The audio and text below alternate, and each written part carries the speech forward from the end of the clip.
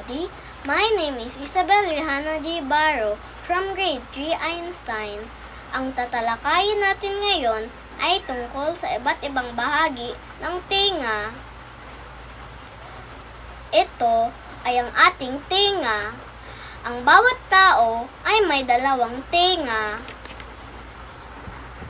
Alam nyo ba, may dalawang tungkulin ang ating tenga sa ating katawan?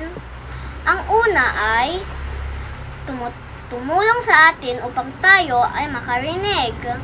Ang pangalawa ay panatilihing nakabalanse ang ating katawan o tinatawag na equilibrium. Alam nyo ba, may tatlong pangunahing bahagi ang ating tenga? Ito ay ang outer ear, middle ear, at inner ear. Ang mga bahagi ng ating tenga ay may magkaugnay na tungkulin upang makarinig tayo ng mga tunog mula sa ating paligid. Ang mga bahagi ng tenga ay pina, ear canal, eardrum, hammer, anvil, stirrup, cochlea, at auditory nerve. Ito ay ang pina. Pwede din siya itawag auricle. Ito din ang bahagi na nakikita. Dito din nilalagay ng mga babae ang kanilang hikaw. At ang hugis nito ay para sumagap sila ng mga tunog. Ito ay ang ating ear canal. Ang ear canal ay tila tubo kung saan dumadaan ang tunog. Dito rin kung saan bumubuo ang mga earwax o tutuli. Mahalaga naman ang earwax dahil dito dumidikit ang mga dumi at alikabok upang hindi pumunta sa pinakaloob ng tenga.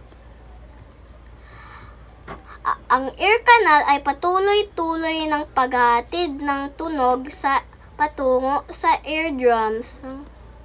Ito ay ang eardrum. Ang eardrum ay isang manipis na balat na banat, katulad ng balat ng isang tambol. Kapag umabot ang tunog sa eardrum, ito ay nanginginig o nagwa-vibrate. Ito ay ang hammer, anvil, at stirrup. Ang tatlong maliliit na buton na ito ay magkaugnay sa likod ng eardrum. Kapag ang eardrum ay gumalaw, gagalaw din ang maliit na buton na ito hanggang sa ang sound waves ay makarating sa pinakaloob ng tenga. Ito ay ang cochlea. Ang cochlea ay nakakaramdam ng paggalaw. Ang cochlea ay hugis suso na puno ng likido. Sa cochlea matatagpuan ang pinaka-organ of hearing na organ of Corti. Kapag ang likido sa loob ng cochlea ay gumalaw, nagbibigay ito ng mensahe sa utak gamit ang auditory nerve. At ang panghuli ay auditory nerve. Ang auditory nerve ay naghahatid ng mensahe patungo sa utak. Mahalagang pangalagaan natin ang ating tenga. Ito yung mga halimbawa kung paano natin pangalagaan. Una, lumayo sa mga paputok. Dahil sa sobrang lakas ng tunog nito, masisira ang iyong eardrums. Pangalawa, pag ikaw ay lalangoy sa malalim, dapat gumamit ka ng cap or earplugs para hindi masira ang iyong tenga. Pangatlo, gumamit ng malinis na tela sa paglilinis ng iyong tenga. Pang-apat, huwag gamitin ang iyong daliri, hairpins o toothpicks sa pag-aalis ng iyong earwax.